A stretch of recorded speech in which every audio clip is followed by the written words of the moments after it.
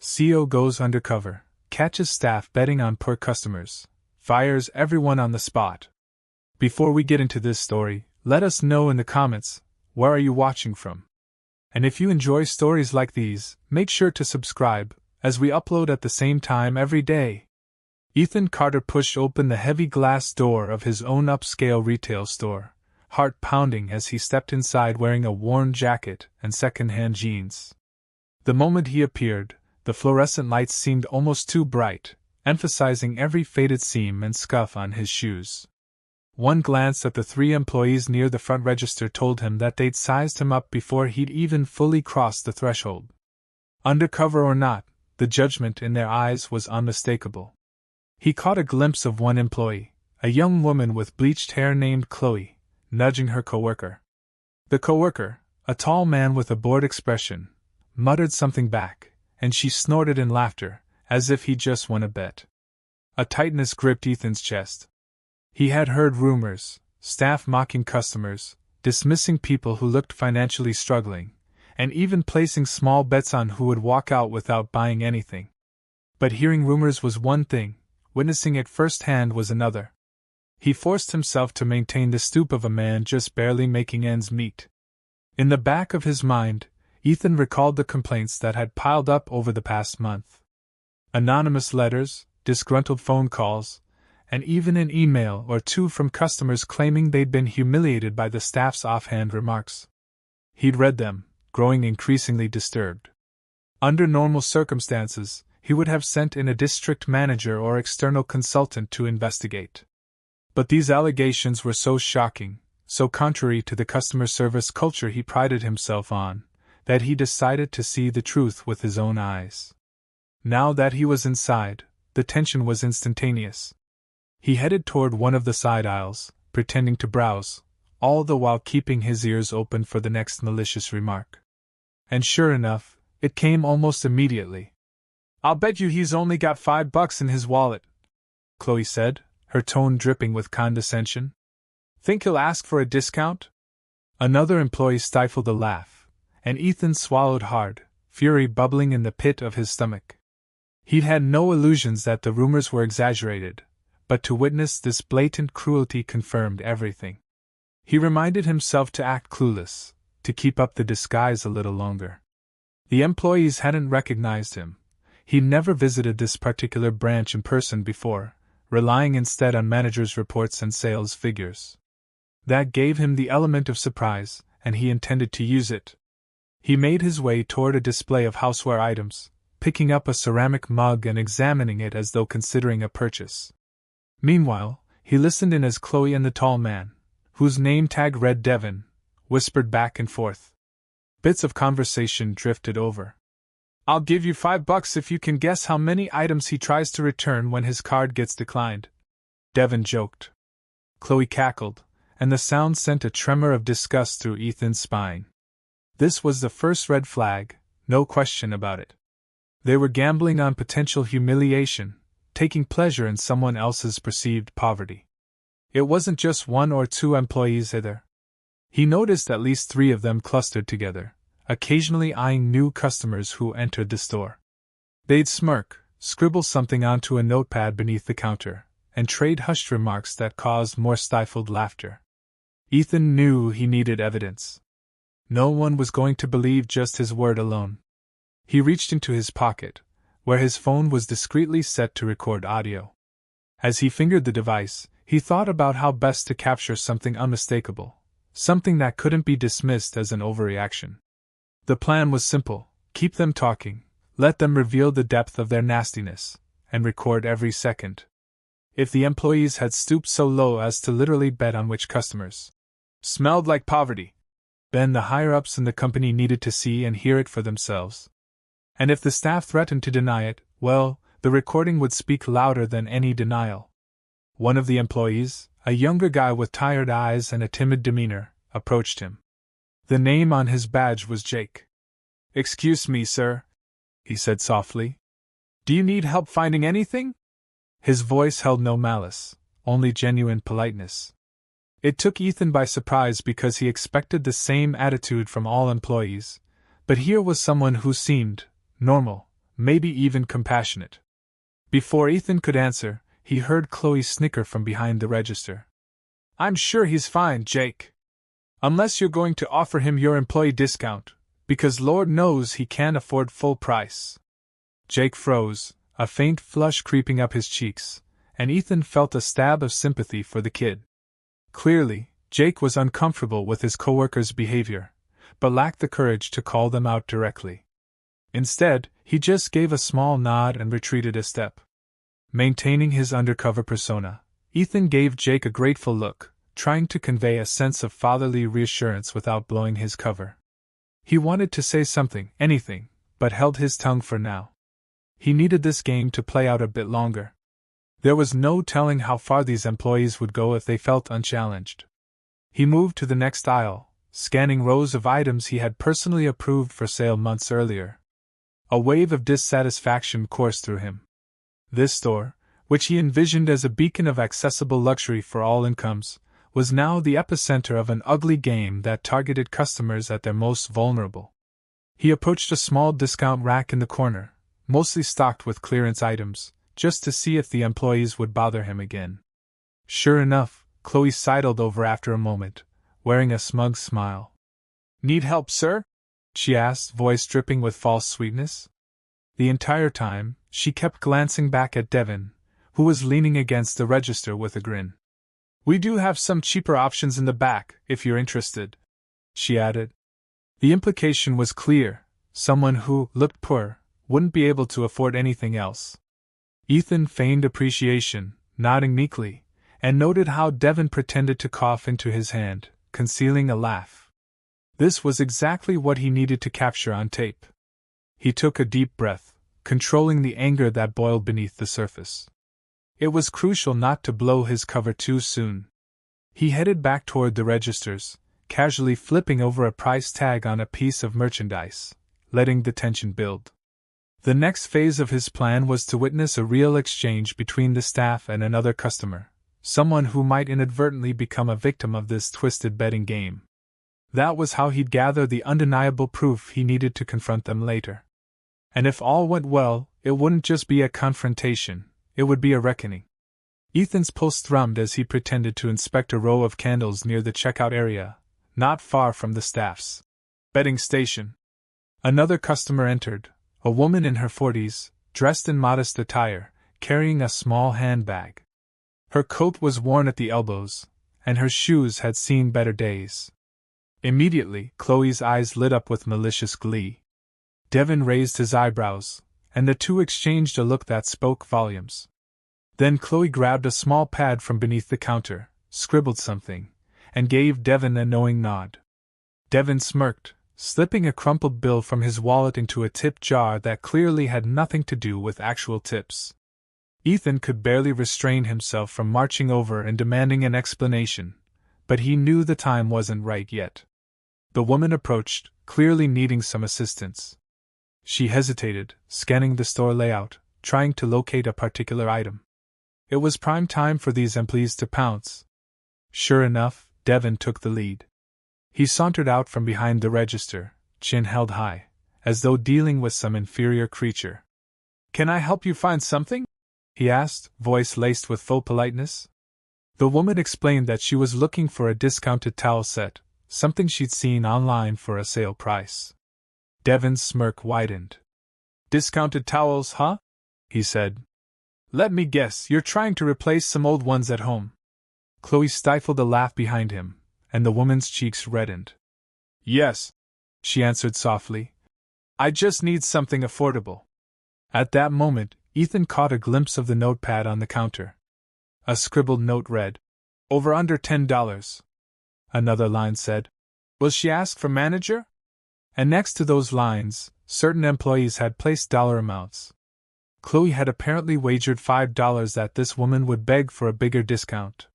Someone else, maybe Devin, had put $10 on the possibility she wouldn't buy anything at all. It was vile, turning a customer's need into a spectacle, and Ethan could feel his blood pressure rising. But then the woman did something unexpected. Instead of continuing to beg or looking shamed, she straightened her shoulders and said quietly but firmly, Your website says the towels are on sale for $9.99. That's why I came in. If you don't have them, I'll just go somewhere else. Devin, clearly not expecting that bit of self-respect, hesitated. It was enough time for Chloe to step in. We might have them in the back, but we don't do price matches to the online store. She lied. Might want to check a thrift shop, though, she added, voice laced with derision. The woman's face fell, and she clutched her handbag a little tighter. That was the moment Jake reappeared, his eyes darting nervously between his co-workers. Actually, he interjected, we do have some of those towels left. They should be on aisle 6, right by the bathroom accessories. Chloe spun around, shooting him a glare. Why are you giving out inaccurate information? She snapped, her voice sharp. Jake stood his ground. It's not inaccurate. I was in the back room this morning. We've got at least 4 sets left. They're clearly marked at $9.99. Devin rolled his eyes, muttering something under his breath. The woman must have sensed the tension, because she quickly said, "Thank you," to Jake, then moved away to check the aisle. Ethan realized that Jake was the only staff member who wasn't participating in this twisted game, but he also appeared isolated, probably risking the ire of his coworkers each time he tried to do the right thing. It struck Ethan that this young man was key. Maybe after everything was brought to light, he could find a way to reward Jake's integrity. But right now, Ethan had to remain the quiet observer, collecting enough proof to make a move that no one could deny or spin. He waited a few moments, then drifted closer to the register, scanning some candy bars displayed up front, as if debating whether to buy one. His phone still recorded audio, capturing every sneer, every dismissive tone. He overheard Chloe whisper, "That jerk always tries to look good in front of customers. He's such a buzzkill." Devin agreed, remarking that Jake had been messing up their fun for weeks. Another employee, a woman with bright red hair named Tanya, chimed in with a snort. "He needs to get over himself. If he's that sensitive, maybe retail isn't for him." They all shared a laugh, and Ethan felt a rush of respect for Jake's willingness to stand against them, even if he did so carefully. He decided it was time to test them himself. He walked up to the register, placing a small clearance item, a discounted candle, on the counter. Chloe gave it a glance, then looked him up and down. "You sure you can afford that?" she asked, not even bothering to hide the derision in her voice. Ethan gave a tentative nod, as though embarrassed. "It's on clearance for $3, right?" he asked softly. Chloe shrugged. "I guess. No returns if it smells like smoke or anything, though." It was a ridiculous statement, but it served her purpose, to belittle him. Devin stood by with a smug look, arms crossed. Ethan, still playing along, dug out a few crumpled bills, placing them on the counter. Chloe pretended to count them slowly, as if expecting him to be short. When she handed back the change, she remarked, "Hope this doesn't break your bank." Ethan didn't respond. He simply thanked her and moved away, candle in hand, as if dejected. Inside, he seethed. This was all the proof he needed. These employees were systematically mocking every customer they deemed poor, going so far as to gamble on the outcomes of humiliating situations. He had more than enough evidence on audio, but he wanted a final push. A situation that would lay bare the cruelty for everyone in the store to see. And he had a feeling that situation was about to unfold sooner rather than later. Ethan hovered near the entrance, careful to keep from drawing undue attention, when a woman with a toddler in a stroller entered. She looked exhausted, as though she'd been running errands all day. The toddler was fussing, and she tried to soothe him with a small toy. Immediately, Chloe locked eyes with Devin, and Devin pulled out the notepad, scribbling something. Chloe nudged Tanya, who grinned and placed some money into the makeshift tip jar. From across the store, Jake watched, a frown creasing his brow. It was as though everyone but Jake was in on this sick game. The woman approached, scanning the store layout. "Excuse me," she called timidly. "Do you have baby formula here? I'm running low, and I was told you might carry some brand-name formula on discount." She seemed hopeful, a flicker of relief in her eyes at the possibility of finding what she needed at a lower cost. Ethan watched Chloe stroll right up, that ever-present sneer on her lips. "Formula? Yeah, we sell it," she said, feigning politeness. "But it's not discounted. You might want to check the corner store across the street, they have cheaper stuff." The woman's shoulders slumped. "Oh, I see. Do you know how much it costs here?" Chloe shrugged in an exaggerated manner. "Way more than you want to spend, trust me." The toddler in the stroller whimpered, and the mother gently rocked it, looking on the verge of tears. Devin threw in. "We don't price match with grocery chains, so if you're looking for deals, you're in the wrong place." The cruelty in his voice was evident, and Ethan felt a surge of protective anger for this mother who was just trying to feed her child. He began to step forward, but Jake beat him to it. "Actually," Jake said, stepping in front of the woman, "we do have some formula left from our baby essentials line. It's not super expensive. Let me check in the back for you." Chloe glared daggers at him. "Seriously, Jake? We told her it's overpriced. Just let her go find it somewhere else." Jake ignored her, turning to the mother. "It won't take more than a minute. I'll be right back." The mother's eyes filled with gratitude. "Thank you so much," she whispered. Chloe rolled her eyes, muttering under her breath about how Jake was ruining their fun. Meanwhile, Devin and Tanya were exchanging more scribbles on that notepad, presumably adjusting their bets.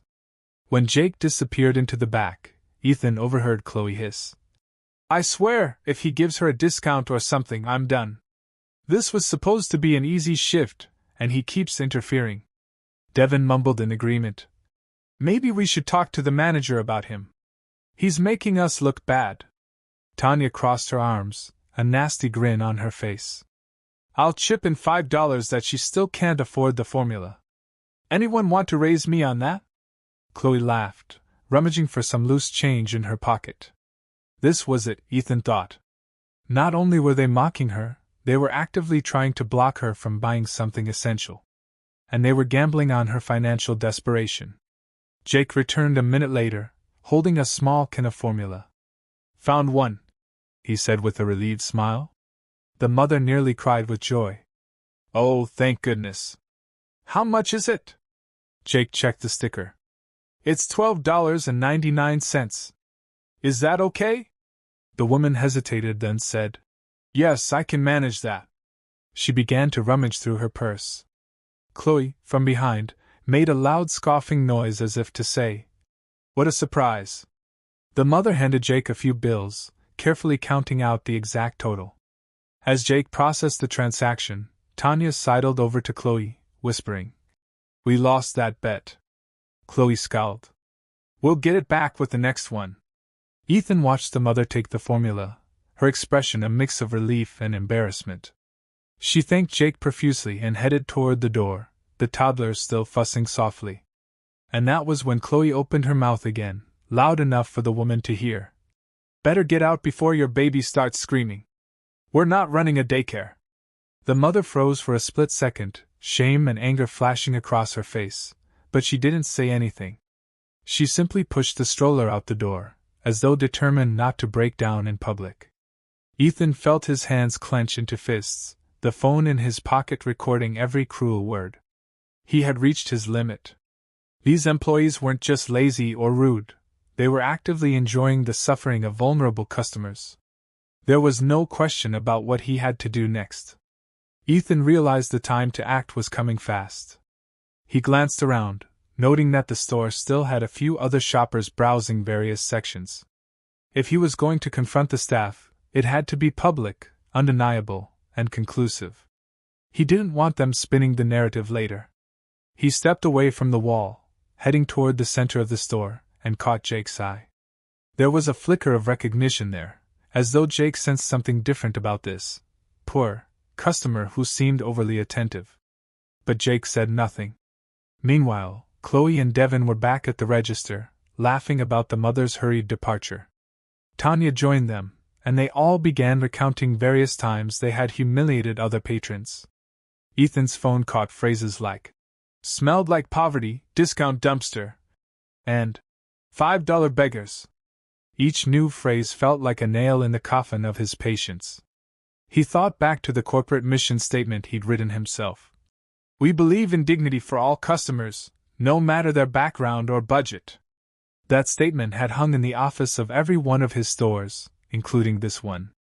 Clearly, these employees hadn't taken it to heart. He moved closer, deciding to buy one more item, anything, really, to observe how they handled another transaction. Near the front, he spotted a small decorative figurine, also on clearance. Perfect. He picked it up and made his way to the counter. Devin eyed him with an almost predatory grin. Chloe stood beside him, arms folded, while Tanya lingered off to the side. Ethan placed the figurine on the counter and pulled out his wallet, deliberately fumbling a bit to play the role of someone desperate and uncertain. Chloe leaned forward. Found something else you think you can afford? Her tone was laced with mock concern. Ethan nodded, avoiding eye contact. It's a clearance item, right? Chloe smirked, flipping the price tag. $2. You got that? Ethan nodded again, sliding 2 singles across the counter. Yes. That should be enough. Devin chimed in. Man, this guy is clearing out our discount rack. Maybe we should just point him to the nearest thrift store. He slid the $2 off the counter, then paused dramatically. Wait, I think sales tax makes it $2.16. Are you short? Ethan reached into his pocket, fishing out some coins. I might have it, he said, feigning panic. He deliberately took his time counting out pennies, letting them clink on the countertop. Chloe and Devin exchanged smirks.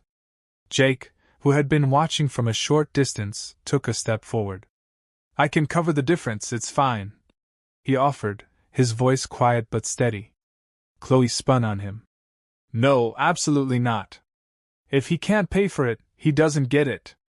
She turned back to Ethan, glowering. We don't do charity cases here. Either you have the money or you don't. Devin folded his arms, nodding in agreement. Tanya just watched with a smirk of anticipation. It was as if they relished cornering a customer, forcing them to scramble for loose change. Ethan made a show of finding exactly 16 cents, placing it carefully on the counter. Devin snorted. Amazing. He can count to 16. Chloe rang up the purchase, her lips pressed into a thin line. Enjoy your little figurine, I guess, she said, practically throwing it at him. Ethan caught it, and for a moment their eyes locked.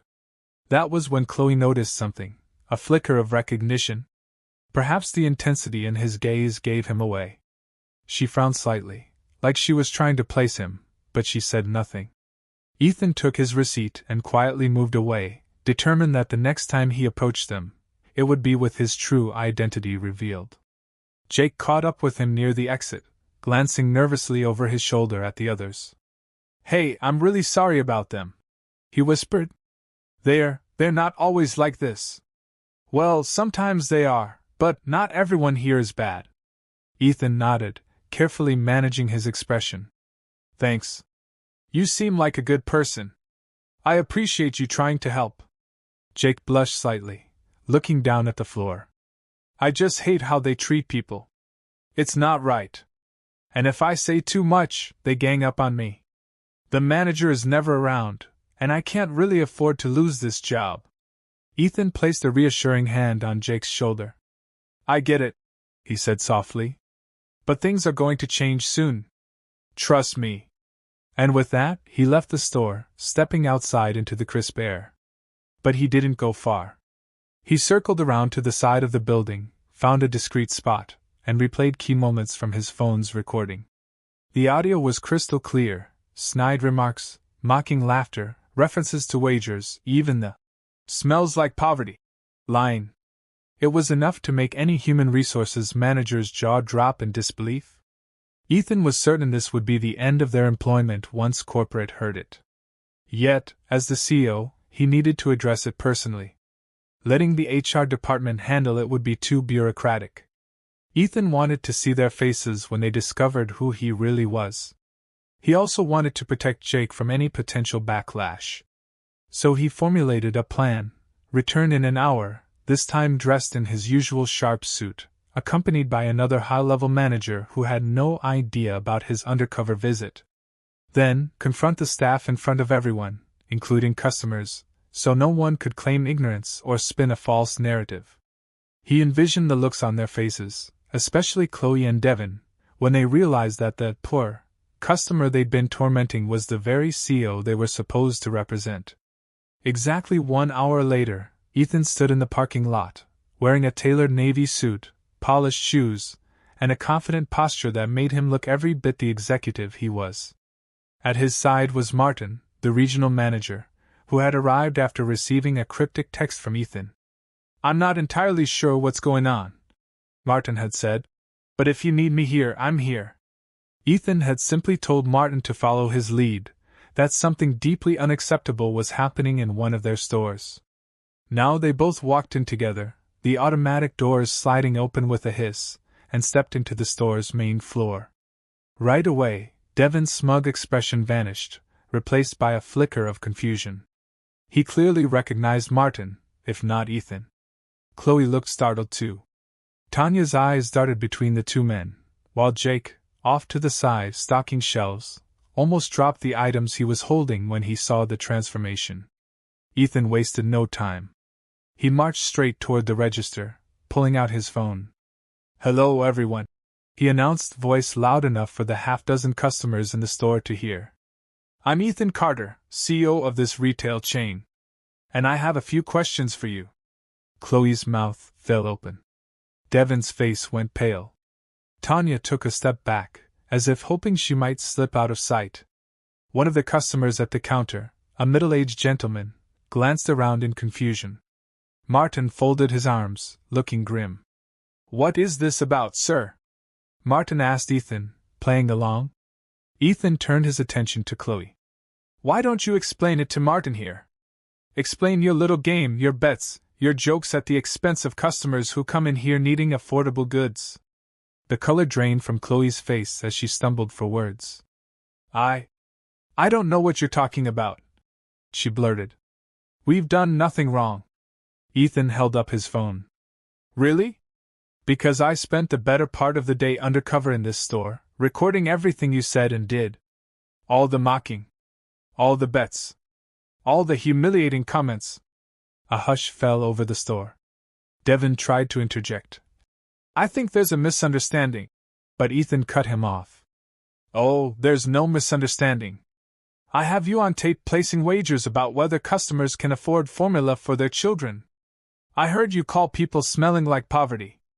I watched you intentionally lie about stock to discourage a woman from buying towels. And guess what? I have it all recorded." Chloe's eyes darted around, searching for an escape route, but the group of startled customers around them served as an audience, effectively blocking any casual exit. Tanya raised her hands defensively. "It was just a joke. We didn't mean anything by it." Ethan's voice rang with anger. "A joke? Watching a mother almost cry because she thought she couldn't afford baby formula is not a joke. Betting on whether a customer can pay for a clearance candle is not a joke. This is cruelty, plain and simple." One of the customers who'd been quietly shopping stepped forward, arms folded. "I knew something was off about this place. The attitudes here have been horrible for weeks," she said, glaring at Chloe and Devin. Another nodded in agreement. Meanwhile, Martin gave Ethan a sidelong glance, as if to say, "Go on." He wanted to see how far Ethan was going to take this. He didn't have to wait long. Ethan turned to Devin. "You once said to a woman, better check a thrift shop if you can't afford full price. You do realize that goes against every customer service principle we have, right?" Devin stammered. She asked for a discount?" "We don't do discounts. I was just following policy." Ethan shook his head. "We don't do humiliations either. Yet you saw fit to degrade her. Did you see me earlier, wearing that old jacket, counting out pennies at the register? Or were you too busy laughing to realize who I really was?" It took Devin a moment to process that the poor customer was actually Ethan. His eyes widened, and he stumbled back a step. "That was you?" he asked, voice shaking. Chloe, meanwhile, brought her hands to her face in disbelief. Ethan nodded. Yes, it was me. And I watched every single one of you who took part in this heartless behavior. Then he raised his voice so the whole store could hear. All of you who participated in these bets, who mocked customers, who refused basic help, your employment here ends now. A stunned silence followed. Tanya tried to protest. But I have bills to pay. Ethan's tone remained firm. So did those customers you humiliated. You gambled on their distress. You made a mockery of the store's mission. I can't allow that. Chloe blinked hard, an air of desperation creeping into her voice. You can't just fire us on the spot. There's a process, you have to go through HR. Ethan flashed a humorless smile. I am HR. I'm also the CEO. And trust me, I have the authority and the evidence. Martin stepped forward, clearing his throat. We have strict policies against workplace harassment and discrimination. Placing bets on customers falls under gross misconduct. As the regional manager, I support Mr. Carter's decision to terminate anyone involved in this appalling behavior. Tanya began to plead. It was just for fun. We didn't think anyone would get hurt. Ethan's fury rose. Well, people did get hurt. And let me make something very clear. In my stores, we treat every customer with respect, no matter what they wear, how much money they have, or who they are. You all violated that principle over and over again. Your fun ended the moment you used real people's struggles as entertainment. Jake, who had been standing to the side, stepped forward, anxiety in his eyes. Sir, I tried to stop them. I really did. I told them it was wrong. Ethan gave him a reassuring nod. I know you did. You're one of the only reasons I even considered giving this store a second chance. Your kindness and integrity stood out. Chloe let out a bitter laugh. He's just a goody two-shoes who can't mind his own business. Ethan ignored her, focusing on Jake. I have a question for you. Would you be interested in a leadership role here? We need someone who sets a better example for the remaining team. Jake's mouth fell open. Me? A manager? He glanced at his coworkers, who looked both shocked and furious. I'd love to, but... Chloe cut in. You can't be serious. He's a spineless nobody. He's not cut out to be manager. Ethan's gaze hardened as he turned back to Chloe. Take one last look at this store, because you're about to leave it for good. He snapped his fingers, and Martin signaled to a security guard who'd arrived from the back office, drawn by the commotion. The guard stood by, ready to escort them out if necessary. You can't do this to me! Chloe yelled, losing her composure. I've been working here for years. Ethan shrugged. Then you should have remembered your training. Or at least had some human decency. Devin let out a string of curses, lashing out at the injustice of being fired. Without a proper hearing. Ethan merely raised his phone, pressing play on one of the recordings. Instantly, Devin's voice was heard mocking a mother for not affording formula, followed by Chloe's laughter. The entire store fell silent as the incriminating audio played for everyone to hear. Devin's cursing died away as the weight of his own words filled the air. Once the clip ended, Ethan said quietly, That's all the hearing I need. Tanya burst into tears, burying her face in her hands. This isn't fair, she sobbed. One of the customers in line snorted. Fair? You called a mother desperate trash 2 minutes ago. You have no right to cry now. Ethan nodded in gratitude toward the customer for speaking up. Then he gestured to the door. All three of you out. Chloe, Tanya, and Devin shuffled toward the door, faces burning with rage and embarrassment. The security guard trailed behind them, ensuring they didn't cause a scene on the way out. Chloe hurled one last hateful glare at Ethan. I hope your precious store burns to the ground. She spat. But Ethan didn't flinch. I hope you find compassion somewhere else, he replied, voice cold. And then they were gone, leaving a stunned stillness behind. Jake stared in disbelief at the empty doorway where his former coworkers had just exited. His fingers trembled around a roll of price tags he'd been holding. Slowly, he turned to Ethan and Martin, emotions warring on his face: relief, worry, confusion. "Sir, I don't know what to say." Ethan placed a hand on Jake's shoulder, offering a reassuring squeeze. "You've already said it, by doing the right thing when no one else would. That's all I needed to see." Martin chimed in. "We'll start the official process of restaffing immediately, and in the meantime, we can rely on you and anyone else who wasn't involved in that disgusting behavior." Jake swallowed hard, nodding. I appreciate that. Thank you." A few customers who had witnessed the entire incident began clapping tentatively. Another shopper approached Ethan, saying, "Thank you for doing that. People like that ruin the shopping experience for everyone." Ethan accepted the gratitude with a nod, though a heaviness lingered in his chest. "I'm sorry you had to witness this," he replied. "I can assure you, changes are coming."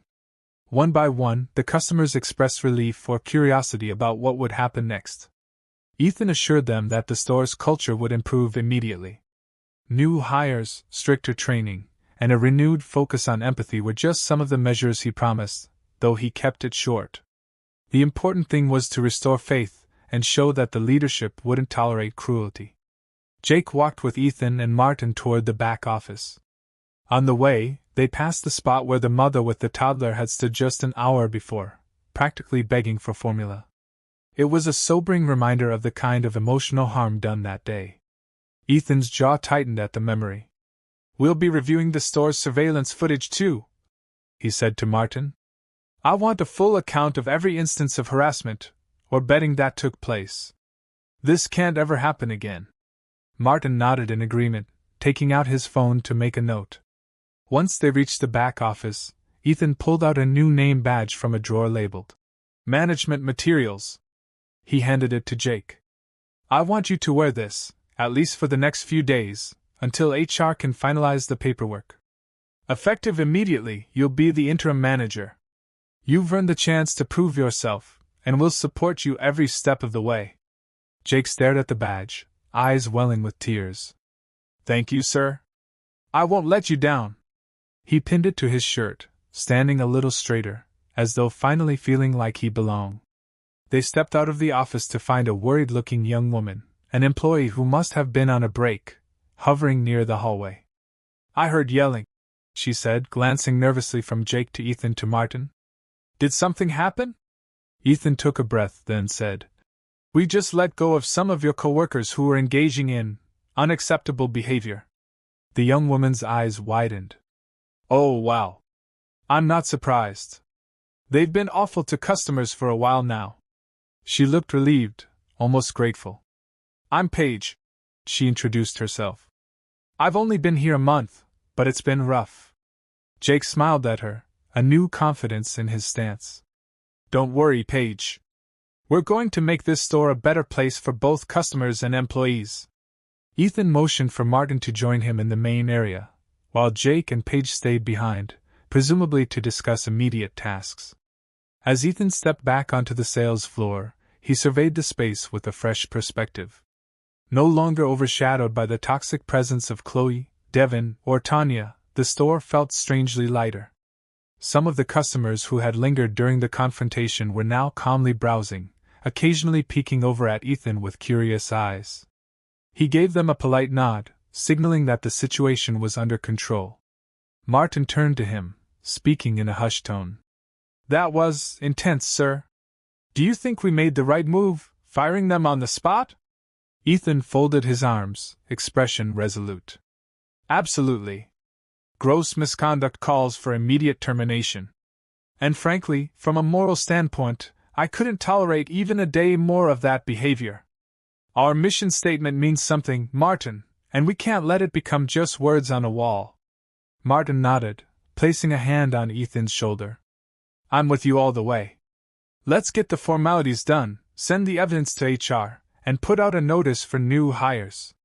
Ethan exhaled, feeling a sense of relief mixed with lingering anger. "Yes.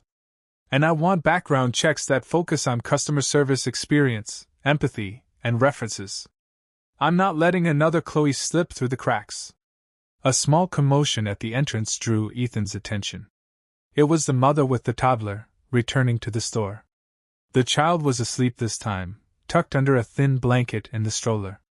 She hesitated, looking around anxiously, as if worried she might run into the same employees. Ethan approached her gently, offering a warm smile.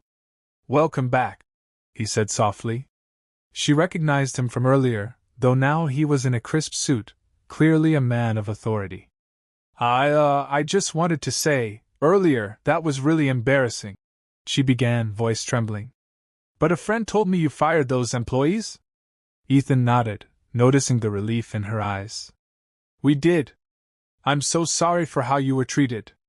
That's not what our store stands for. Is there anything we can do to make it up to you?" She bit her lip. "I don't want free stuff or anything. I just needed formula for my baby. I got it, and then I felt so humiliated that I left. But if those employees are really gone..." Ethan nodded, signaling Jake, who appeared from the back.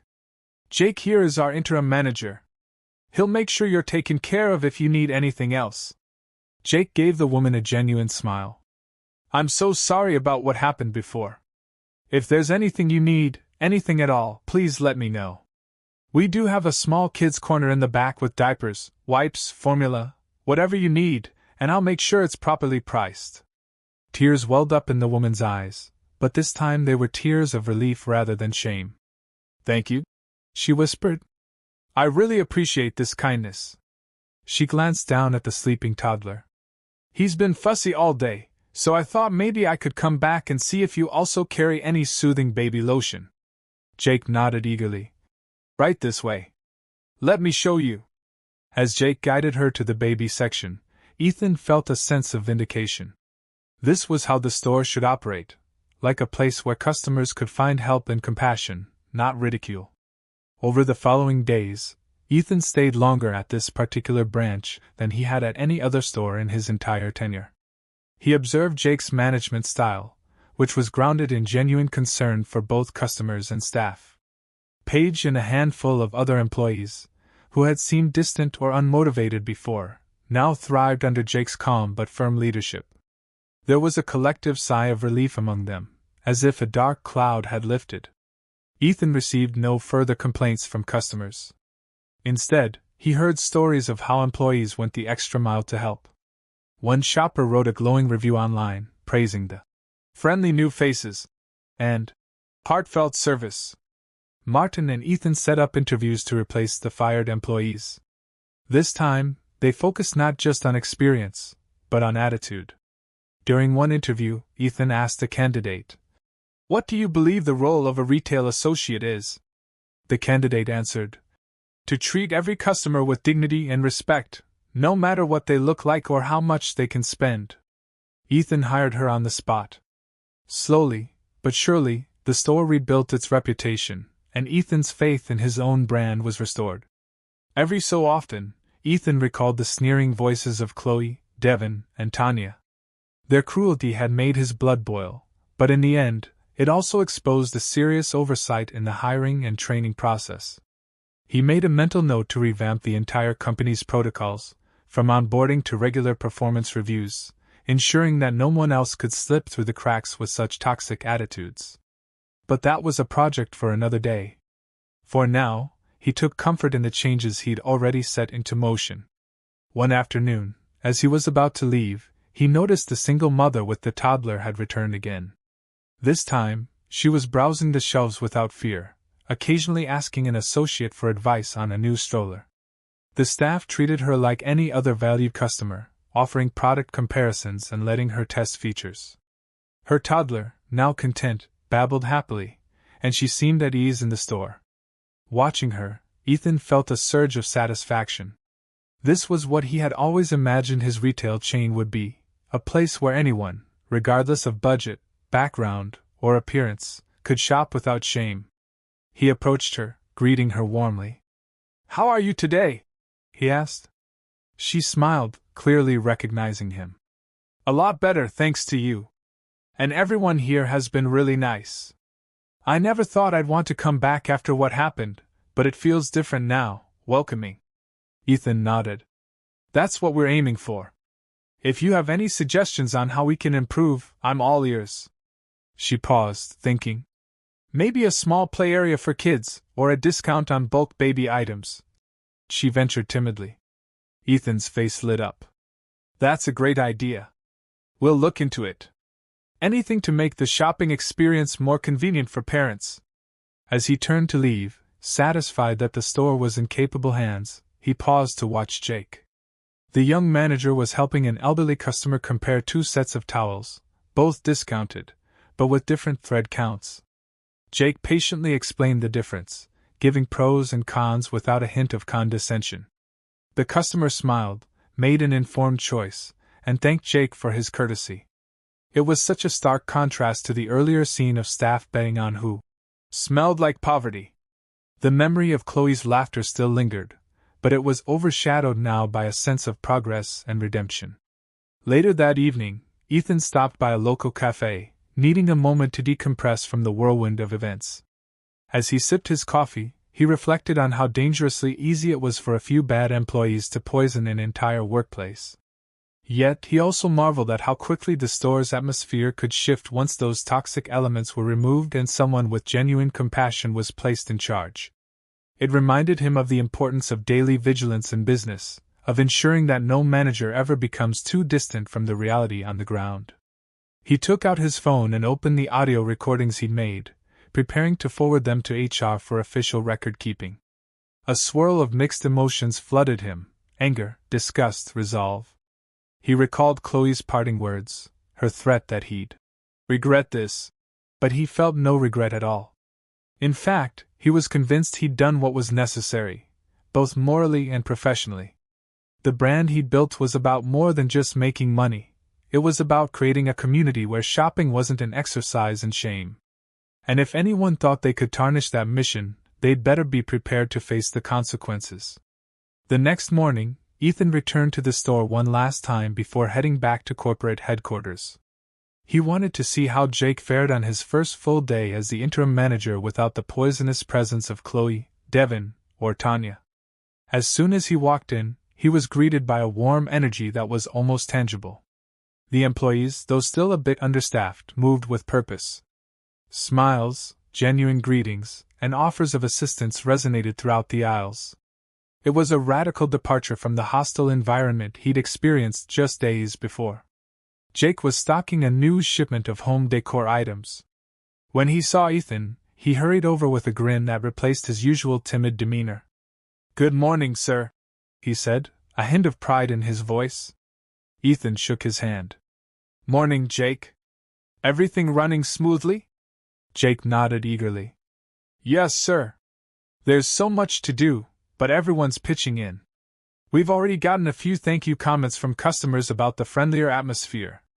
Ethan surveyed the organized displays, the helpful staff, and the customers browsing with contentment. It was everything he dreamed his store could be. "I'm proud of you," Ethan said simply. Jake beamed. Before leaving, Ethan decided to address the store's remaining employees directly. He gathered them near the register: Paige, a couple of newer hires who had just started, and two longtime employees who'd kept to themselves during Chloe's reign of terror. "I want to thank each of you for staying committed to making this place better," Ethan began. "We've had a rough patch, but with Jake's leadership and your hard work, we're turning things around.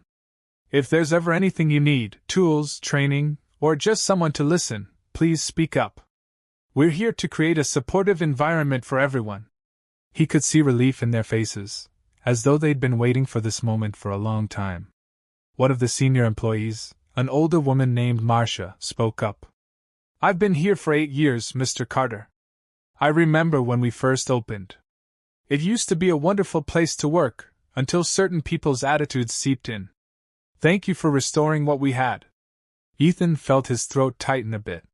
He nodded, swallowing past the lump of emotion. "Thank you, Marcia. And thank you all. I believe in this store, and I believe in you." With that, he headed toward the exit, a strange mixture of exhaustion and satisfaction washing over him. Outside, the sun shone brightly, as if reflecting the renewed hope inside the store. He climbed into his car, placing his phone on the center console.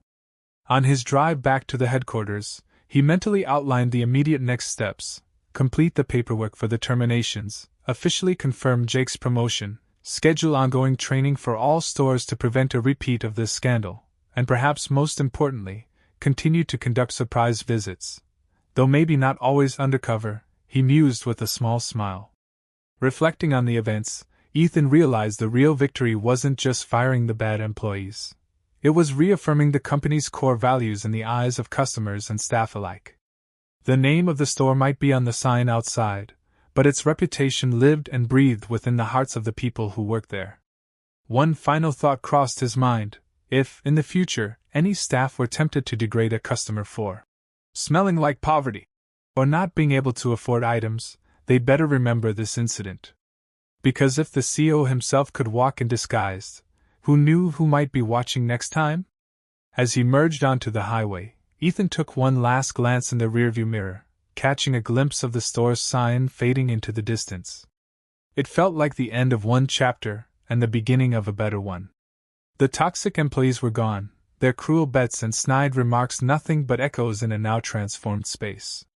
Customers would find empathy and assistance instead of hostility, and employees like Jake, Paige, and Marcia would shape the store into a place that truly lived up to the mission statement Ethan had drafted so many years ago.